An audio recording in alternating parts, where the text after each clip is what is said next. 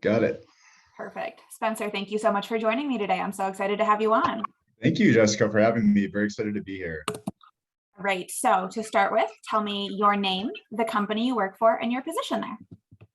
Yeah, so I'm Spencer Rubeck. I work for Range Marketing, and I'm the CEO here at Range. And what brought you to working at Range Marketing? It's a pretty interesting story, actually. Prior to Range Marketing, I'd been in the marketing area for a while.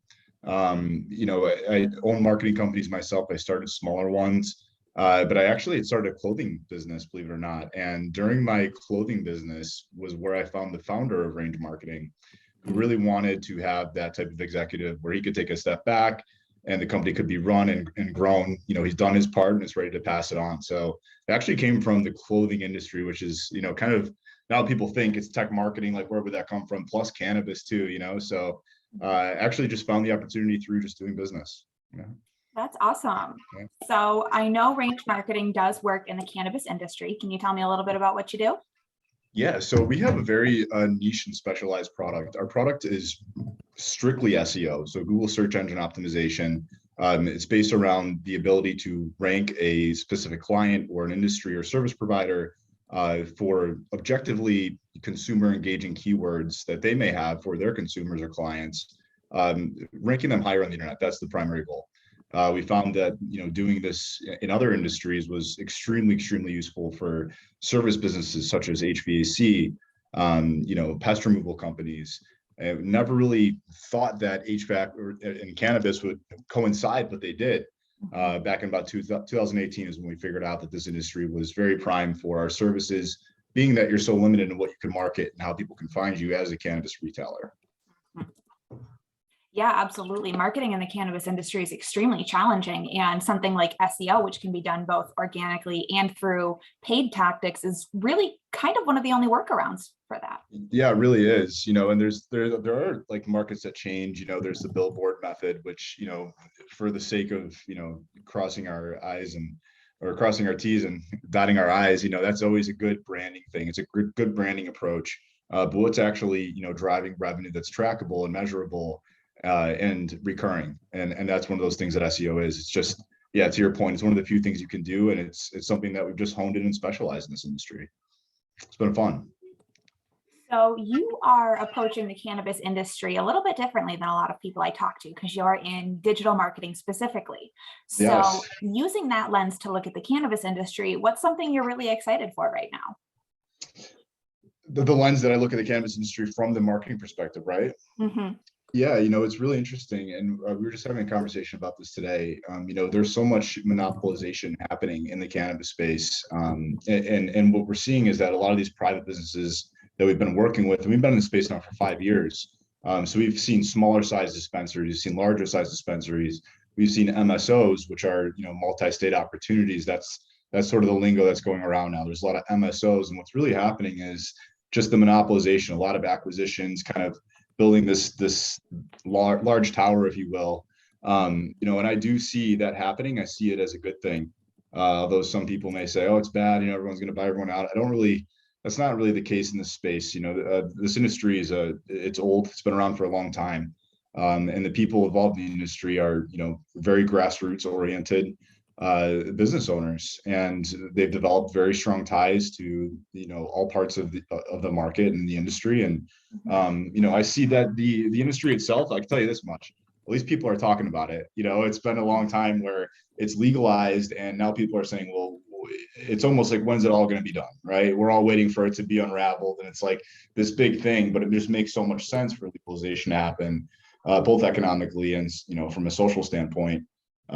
It's exciting to watch, and it's fun to observe too while it's happening. Yeah, definitely. And you are in New York like I am, so you were also privy this year to a big change in our own state's legalization.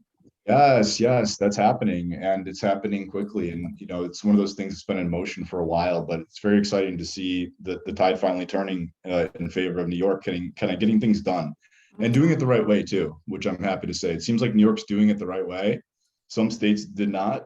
And as a marketing company, we feel that too, and our clients feel that. They have issues with market, saturation. There's too many licenses in one area.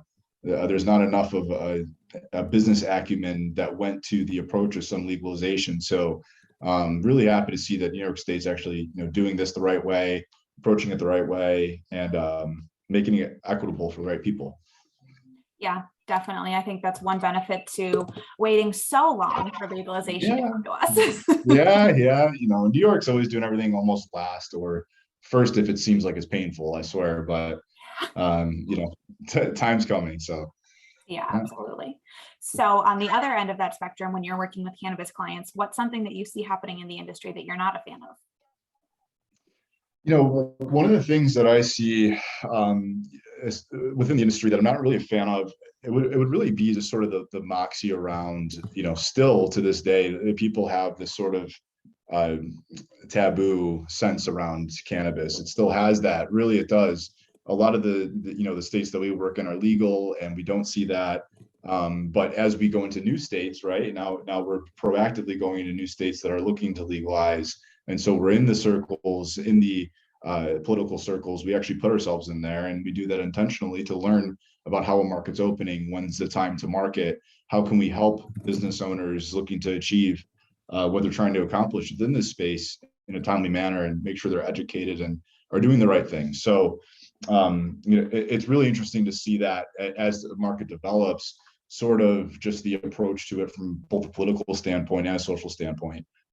That's definitely been one of the things I never expected and didn't really know about, assumed it was happening, but to actually be inside of the cannabis space and talk to people and, have connections and networks, it's really interesting. Mm-hmm.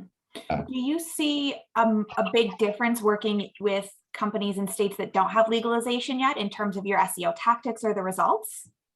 No, it's a really interesting question. So we've seen actually exponential growth, of course, with dispensaries that are just, medical or non-rec, right? For example. And that really, it's a huge difference. When you see those medical based businesses, there's usually not as many. It's not competitive like recreational is, in the sense that there's just so many, right? And so medical has had some phenomenal data from us with states that are opening, kind of testing the waters and dipping their feet in with the process. And we're seeing a ton of consumer behavior, 5,000% to 9,000% increases in retailers foot traffic. Yeah, it's really, really exciting. And medical does very good, and when rec comes, you really want those medical licenses to be in the rec position, because that's going to really take a lot of the market, saturation there. Yeah, I imagine it's got to be a good gauge of how the residents of a state are feeling by the results from the medical dispensaries. Yeah, no doubt. And it's also cool too, because not every geography is the same. Of course, there's different demographics everywhere, and so from a data standpoint, which is what we are as a database company that makes database decisions, we can see early on into the lifetime of a state, not even our product or a client happening on the recreational side. We can see the byproduct of the state's policies developing what keywords people are going to be searching and what things are going to be active in that market and what type of consumers you have in that market, which better informs both us, our dispensaries, and the brands that supply them. And so everything really comes back to data, and that's one thing that we're really excited to continue to develop and understand as the market develops. Yeah, absolutely. So as you're looking at that, does your team put together any kind of data summary or any kind of SEO report for the cannabis industry that people should read? Yeah, we always do. We have a lot of really cool information always on our blogs, rangemarketing.com. We have our blog page. We awesome portfolio, and we also will do podcasts like this talking about new things that we've discovered in the industry. But for digital marketing related aspects of what we're doing and what there is the need to know, if you will, in cannabis, it's on our website. We'll have a lot of information. So I feel like as cannabis is an emerging industry, there's a lot of people who love cannabis but aren't very well versed in SEO or digital marketing. It's just not something they've ever had to consider. So if they were just trying to wrap their head around a most basic concept, what is some advice you would give to a beginner cannabis business owner? Some really good advice for a beginner business owner would be, truthfully, what is the number? I always ask people this question, especially in cannabis. What's the first thing that you do when your heating and cooling goes out? you're going to Google search AC repair or heating repair. And those results that come up are usually the first 2 or 3 companies you're going to work with, or at least have the opportunity to get on the phone and they have the chance to work with you and sell you. The same thing goes in cannabis, whether it's a product, a retailer, or a service, within the space. Consumers are going to search on Google dispensary near me, dispensary San Francisco, and dispensary Colorado, right? You're going to get those types of activities. And you really can't rely solely on the weed maps of the world, right? I mean, we have to understand that humans are still almost in the 100th percentile are using Google. I mean, everyone's using Google, and including cannabis consumers who are not yet cannabis consumers that are going to be, aren't privy to third-party search aggregators as much as they're just going to Google something. So my advice is always think about what functionally as a consumer do you do that drives purchasing behavior. And that's the same approach you want to take to your business and your client, your target market. So that really starts to get people understanding, okay, I want volume, I want business, I want a reputation. All those things come from the point of sale, which really isn't the one on your counter at your desk. It's really on the internet, and that's where people make buying decisions. So it's a great mindset. Being in digital marketing, it's been a lot of changing the way people think about the internet for a long time. And I think that cosmos of it is sort of coming around, and it's really obvious. And it's been fun to educate people and help them along the way. That's one of our values, and one of the things that we love to do is be great educators and support. So yeah, it's a blast. I love that you said, like, what do you do when your heating goes out? You Google it. What do you do if you want weed? You Google it. Yeah, a lot of marketing answers are oftentimes just like within a single person's daily activities. Like, the same thing that you do, we're all pack animals, right? Like the same thing you do, the other person's going to do. You sit in the same seat with a new group of people for the first time. The next week you sit in the same seat. Everyone really oftentimes has different manners but they behave the same way. And so when you look at yourself and how you approach buying habits or marketing decisions or what you're looking to do, oftentimes your consumers will as well. Yeah, that's a really good point. Yeah, it's fun. So you mentioned earlier that you have a blog resource on your site, and something that I tell a lot of cannabis businesses is having an educational resource section on your site is incredibly important for SEO. So can you speak a little bit about the importance of blogs to organic SEO? Oh my gosh, yeah, you hit the nail on the head there. I mean, content is king when it comes to SEO. I mean, that's basically the term SEO. You might as well just say content in the right place. So providing content to consumers in any fashion is always good, especially when you're providing it about your business in three phases: what you do, where you do it, and who you do it for. If you can sort of create that story in different iterations, you're really going to benefit, what's happening in Google's eyes, and not just Google's eyes, but other search aggregators, Bing, Yahoo, everything in the world there. It's all following content. Humans love content. I think the saying is a video is worth 150,000 words, even like a 1-minute video or 30-second video. Videos are always great too, right? But when we want to talk to search engines, we like to write things out, until they're at a point where they're able to understand video and diagnose it. Really writing things out and talking about your business and talking about what makes you different or what your community loves.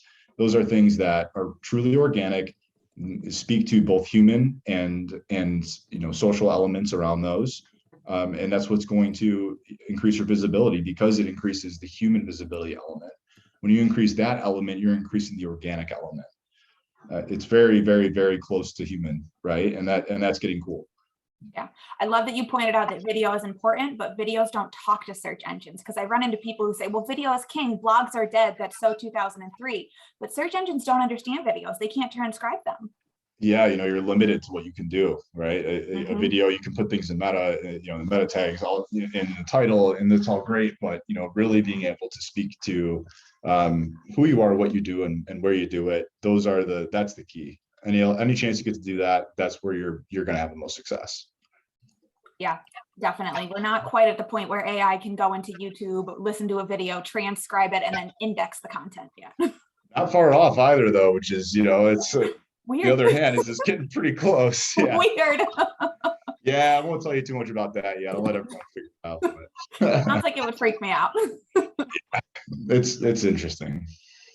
So working in the cannabis space is not without its challenges. And I know that you guys are in other industries as well, but are there any particular challenges that you've overcome as a company working in the cannabis space? Yeah, definitely. And I think a lot, like for any business in this industry, it's just a continuation of things. Whenever you're in a market, you're doing business in there, not just marketing, any form of business, manufacturing, being able to distribute goods. If you're just marketing, if you're actually selling a product at the storefront, providing a service, all of those things really are going to change as the market changes, and they're going to develop as the market around that service or industry develops. And so, for us 5 years ago, we could take an HVAC website and essentially do the same things that we did on the HVAC site in a cannabis space, and it would work the same way. Nowadays, there's a lot more implementation into cannabis. There's a lot more upfront work that needs to be done. There's a lot more structure within what the consumers need, not just our consumers or our clients, which are, cannabis dispensaries, but our clients' clients. You start to think about that. That's what's driving business for our client. And so we're constantly overhauling and adhering to best business practices, best business standards within the space. The marketing data that we get, we regurgitate that back into useful information and decisions for our business. And so it's always changing. And that was a great question. It's one of those things that always changes. I think it does for any business. It's a great challenge, but it's a great thing. It's something that matures. It's really cool to watch. Yeah, I got to imagine compared to other industries, it's very volatile, very active. Yeah. I'd say no, I wouldn't even say 6 months. I'd say no single quarter of the year is the same. It's always something different that's changing in this space, and it's maturing. So it's a good spot to be in as it grows. We're really excited to be here. Yeah, there's a lot of growth happening right now. I know we keep dancing with the idea of federal legalization. We'll see if that pans out, but more and more states are coming on board every quarter, like you said. It's always changing, So as you and your team have really dived into this industry and gotten to know the cannabis industry, what's something that you're really proud of accomplishing? I'd say, I'm proud of my team. Always proud of my team. I think one of the larger accomplishments that we've done and continue to do, it's a development, right? Like every accomplishment, especially in technology, like you finish something and then you're just going to make it better. So it's never really done. One of our largest accomplishments as a company, it's a large differentiator for us, is our proprietary technology. Being able to overhaul our proprietary technology to fit within this industry was a great challenge. In doing so, we provide much better value to our clients, and we exhaust the best of ranges of resources to provide that value. So as an SEO company, there's not a lot that can say that they really focus on really using the resources time the best to provide data insights, research and development, rather than just changing the elements in the back end of a website because they have to once a month, right? And so that's one of the things that I'm most proud of. And in lieu of that, worth mentioning, our partnerships are absolutely massive. We have a lot of partnerships. I will say that the marquee partnership for us with Spring Big has been tremendous. It's been a great partnership. And the reason I like talking about that one is because of the beneficiary services that we provide to our clients. Range is very top of funnel, lead generation, bringing people to bat, bringing people to your storefront. And that's the best we can do, really. We can get people to your store, we can increase your business. After that, the bud tender has to sell. The consumer has to enjoy the experience. They have to spend money, they have to buy a product. When they buy a product, the consumer is now engaged with our partner Spring Big that provides text SMS reward systems. And so we've really created this funnel, right? Where we get new business, and then recurring business. And that's really sustainable for dispensaries without alternative ways to market, to your prior point. So that's been a really complementary and fun relationship. Yeah, I can see how that would be awesome for your clients, because it is always cheaper to have an existing client come back than it is to get a new one. It's true. It is very true. Or to have one, leave a bad reputation or have a bad experience. A bad client experience it's not spoken of or said, but I think a bad client experience is the same reference they used to make about someone saying something bad about you, right? Like the fact, just a bad client experience, that effect is the same thing as someone slandering, truthfully, because that's what it all comes down to, especially in this industry. Mm-hmm. You mentioned something when you were talking about your team that I'd love to explore a little bit more. You mentioned the importance of time in SEO. And I know that in SEO, time is really the thing that you need on your side. But can you speak to that a little bit more for people who might not be familiar with it? Sure, absolutely. So there's a couple like different elements of time that are the first element of time is like, the one that we don't control, that is Google, right? And Google has its own time. And so adhering to things on time and giving our employees the most amount of time, which that's the second part, is their time, allows us to make sure that we're doing the right things at the right time and being deliverable for what we were hired to do. For example, Google doesn't necessarily index things for 45 days, right? And so, in a given crawl cycle, you may have crawl cycles that are, vastly spread apart. There could be a lot of changes on the site. If the wrong things are happening, what you're amplifying on the internet could be not what you really want as far as driving results goes. So, time to the campaign is really about, we're not allowing our analysts to, waste their days just changing the back end of a website just to do it.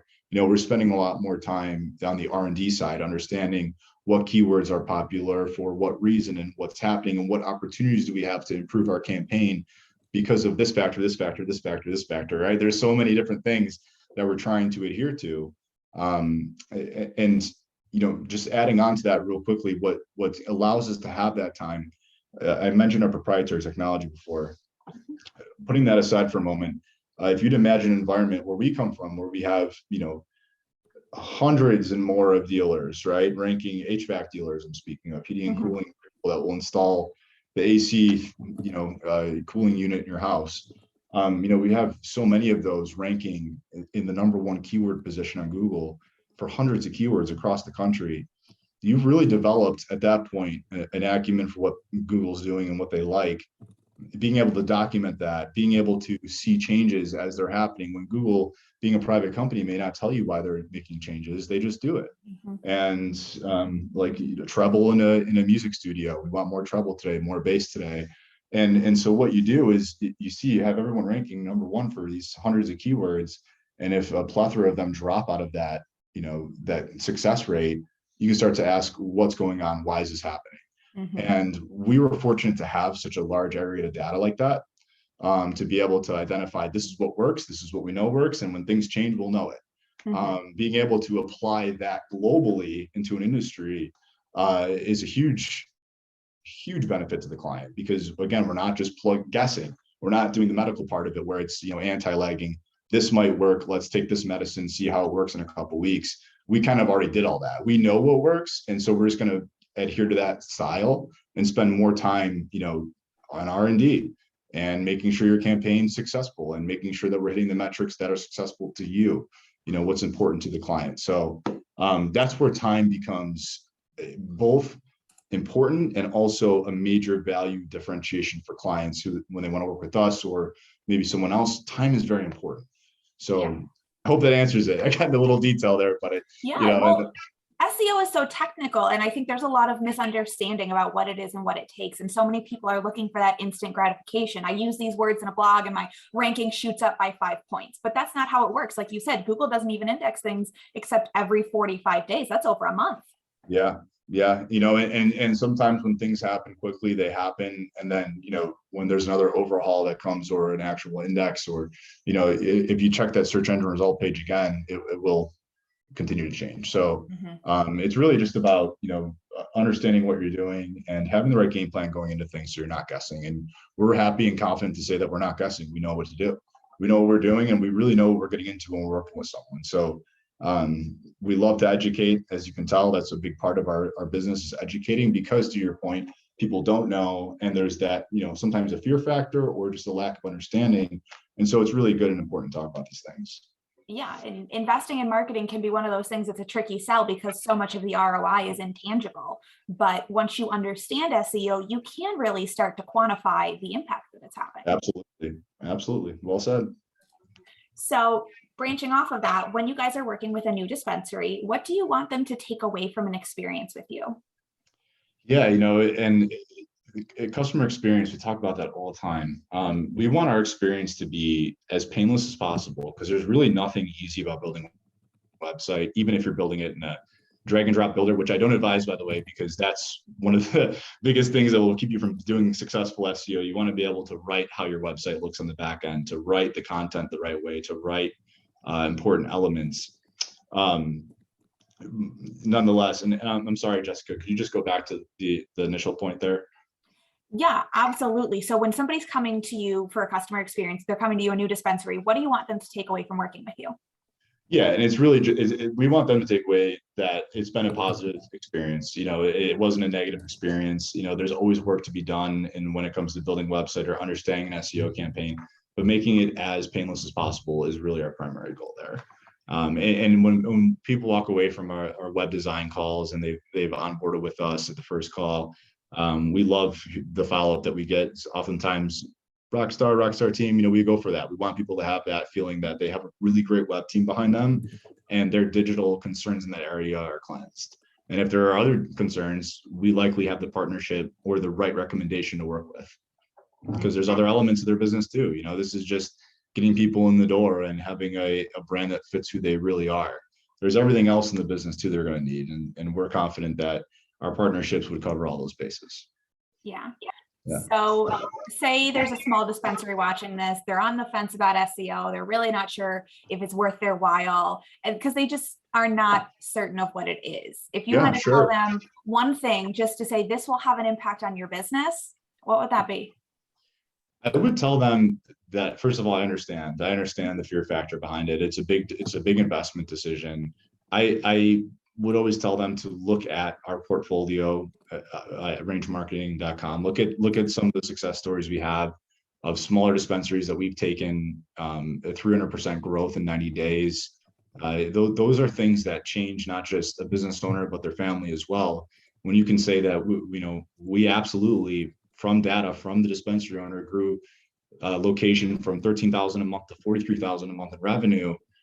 That's awesome. I mean, that's huge. That's what we came to do. That's our job. So my encouragement is always, always explore and always be willing to learn. And if you ever want to learn more, we're right here. Range Marketing, please reach out. Fantastic. So what do you see happening in the cannabis industry? If you had to make some predictions about the future of the industry, what do you think what's going to happen? I do think that it's one of those things, and it's predicting in this space is not easy just because of that frequent change.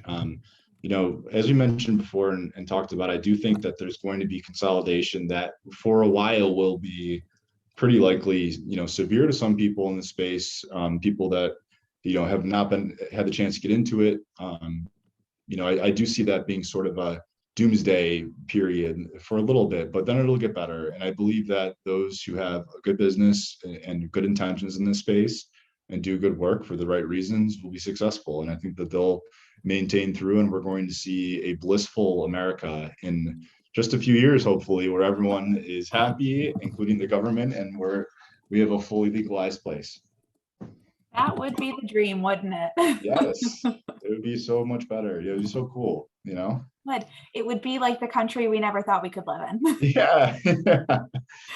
30, 40 years ago, no one ever thought, that would be, even 10 years ago, 12 years ago, it was far-fetched, right? So. Yeah, you said this in 2011, people would have looked at you like you had 4 eyes. Oh, yeah. Mm-hmm. Yeah, absolutely. So it's a huge opportunity. So I've really enjoyed our conversation and picking your brain. I have one more question for you. Yes. What is your favorite fun fact about cannabis? I think, is this one true? That like smoking cannabis makes you more vascular, like allows your blood to flow better, so you don't get headaches as much. It like helps your stomach. I've heard that. I don't know if that's like a fun fact or if it's even true, but I've heard that. There's a ton of medical stuff out there, right? Like there's all types of studies for different things. I've heard that it makes you more vascular. Pretty interesting. Certain cannabinoids can increase blood flow, so depending on what you're smoking, that could be true. There's my fun fact. Yeah, there we go. That's funny. So it is. There's some validity to it out there. It's pretty cool. Awesome. Well, thank you so much for your time, Spencer. I really appreciate it. Thanks for having me, Jessica. It's a pleasure talking to you.